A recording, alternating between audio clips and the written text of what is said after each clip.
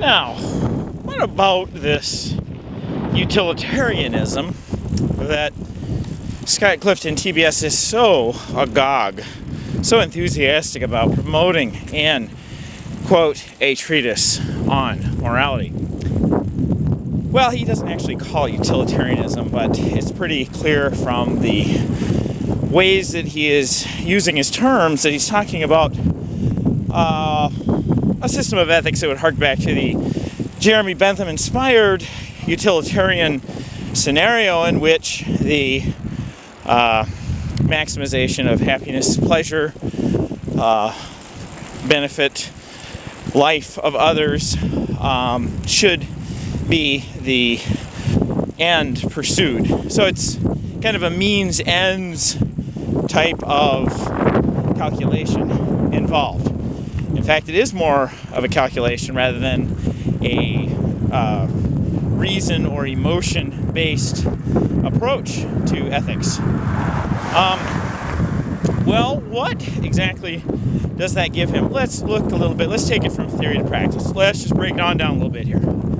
Okay, well, we're familiar historically with Harry S. Truman's actions and the justification of the dropping of the H-bombs on Hiroshima and Nagasaki at the conclusion, or near the conclusion, of the Second World War. Well, what was going on here was that the claim is made that the number of lives saved through an instant, shocking type of attack, like a nuclear warhead, would create less suffering, fewer loss of lives than the alternative, which was to drag out the conflict with the Japanese soldiers who were trained to fight until the death. So, so we have these two scenarios that are constructed, two hypothetical alternatives, and one of them is based, both of them are constructed based on the utilitarian. In the first place, utilitarian or consequentialist moral philosophy, as it is sometimes termed, would not necessarily stop at waiting as long as Harry S. Truman did to drop the bombs to conduct the airwave attack of nuclear warheads against Japan. Many would argue that based on the utilitarian calculus, you could actually study based on the culture and the behavior patterns and beliefs of the Japanese people, that he could have dropped those bombs right away. It would have saved even more lives in one sense. So, who was to stop Truman, besides people who hold different ethical orientations other than utilitarianism? But who was to stop him from doing that based on that approach to ethics? Now, one of the problems with both of the historical narratives at this point, in terms of the providing what would be the utilitarian or consequentialist analysis of the two historical hypotheses, the one that we know of as World War II history, and the other being a preemptive attack, which would have taken place perhaps shortly after the Japanese attack on Pearl Harbor, and so would have arguably spared both more American and potentially, or maybe really, Japanese lives, and including civilians.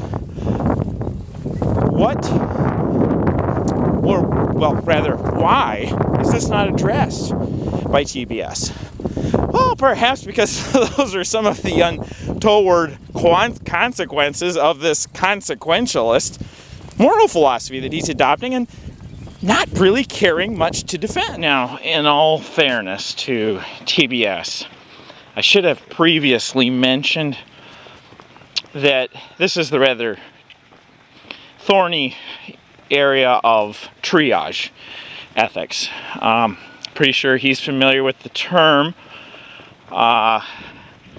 Peter Singer, the animal rights philosopher, activist, and I would think the coiner of the term speciesist or speciesism, had dealt with a number of these life or death scenarios in his work, Practical Ethics,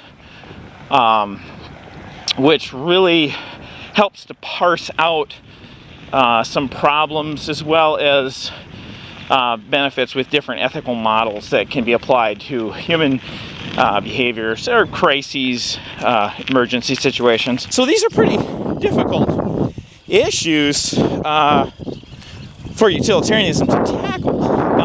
Not too many people today, I think even a lot of moral consequentialists don't necessarily agree with Truman's dropping of the 2 nuclear warheads on Japan. So it's a little bit puzzling for many people as to why then they would espouse that position. People like TBS, they seem like they will gladly espouse the positive consequences of consequentialism, but eschew the more negative and obviously deleterious decisions that might have to be made or would probably be made under its umbrella.